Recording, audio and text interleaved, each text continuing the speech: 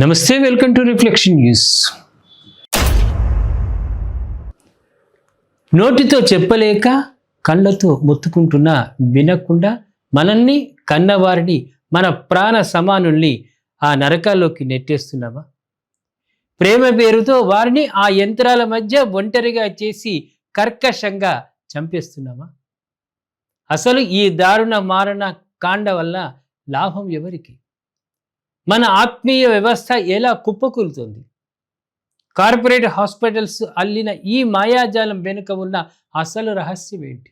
ఇవాళ మనం మాట్లాడుకోబోయే విషయం ప్రతి ఒక్కరి కళ్ళు తెరిపించే ఒక నగ్న సత్యం. డాక్టర్ గౌతమ్ కశ్యప్ గారి విశ్లేషణలో వెలుగులోకి వచ్చిన రోసెటో మిస్టరీ గురించి ఇప్పుడు తెలుసుకుందాం. అది 1961 సంవత్సరం అమెరికాలోని పెన్సిల్వేనియాలో రోసెటో అనే ఒక చిన్న గ్రామం. చిత్రమేంటో తెలుసా?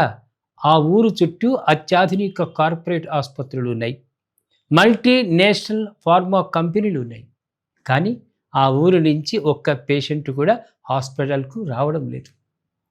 బిజినెస్ ఆగిపోతుందేమో అన్న భయంతో ఆసుపత్రులు ఫ్రీ మెడికల్ క్యాంపులు పెట్టాయి. ఎవ్వరూ రాలేదు. ఉచిత పరీక్షలు చేస్తామన్నారు. అయినా జనం ముఖం చాటిస్తారు. ఎందుకో తెలుసా? అక్కడ అసలు ఎవరికీ జబ్బులే లేవు. అమెరికా అంతా రోగాలతో కునారిల్లుతుంటే ఈ ఊరిలో మాత్రం జబ్బులు ఎందుకు లేవు? ఇది తెలుసుకోవడానికి డాక్టర్ స్టీవ్ బడ్ వోల్స్ తన 50 మంది నిపుణుల సైన్యంతో ఆ ఊరిపై పడ్డారు.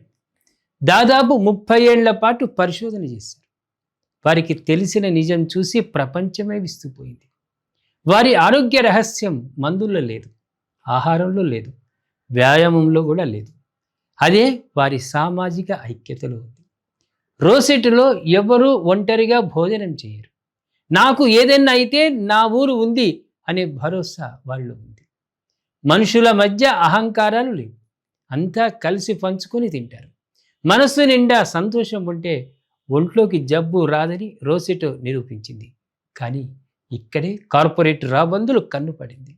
మనుషులు కలిసి ఉంటే మన వ్యాపారం సాగదు అని గ్రహించిన కంపెనీలు ఓ సాంస్కృతిక యుద్ధాన్ని ప్రకటించాయి. సినిమా స్టార్టర్లతో, పెయిడ్ సైకాలజిస్టులతో ప్రచారం చేయించారు. ప్రైవసీ ముఖ్యం, ఒంటరిగా ఉండటమే నాగరికత అని నూరిపోశారు. ఆత్మీయతను అనాగరికతగా చిత్రీకరించారు. 1970 కల్లా ఆ ఊరిలోకి టీవీలు, విలాసవంతమైన వస్తువులు ప్రవేశపెట్టి మనుషుల మధ్య కంచెలు వేశారు. 1971 జూన్ 15న రోసెటో చరిత్రలో మొదటిసారి ఓ వ్యక్తి గుండెపోటుతో చనిపోయాడు. అది కూడా తన ఇంట్లో కాదు, ఐసీయూలోని యంత్రాల మధ్య ఒంటరిగా. అది కార్పొరేట్ వ్యవస్థ సాధించిన విజయం. ఇవాళ మన పరిస్థితి కూడా అదే. ఒకప్పుడు ఉమ్మడి కుటుంబాల్లో అమ్మమ్మలు కలిసిపెట్టి ముద్దల్లో ఉన్నటువంటి ఆరోగ్యం ఇవాళ కార్పొరేట్ డైనింగ్ టేబుల్స్ మీద లేదు. పరువు మర్యాదల పేరుతో ఉన్న మన కన్నవారిని ఆఖరి క్షణాల్లో ఆసుపత్రి యంత్రాల మధ్య అనాథల్ని చేస్తున్నాం. మేల్కొనండి. మన ఆరోగ్యం హాస్పిటల్స్లో లేదు, మన ఆత్మీయతలో ఉంది. డాక్టర్ గౌతమ్ కశ్యప్ గారు చెప్పినట్టు మనం ఎంత దూరం పరిగెత్తామన్నది కాదు, ఎంతమందితో కలిసి మనస్ఫూర్తిగా నవ్వాం అనేదే మన ఆయుష్. ఆలోచించండి. ఆత్మీయతను కాపాడుకుందాం, ఆరోగ్యాన్ని పొందుదాం.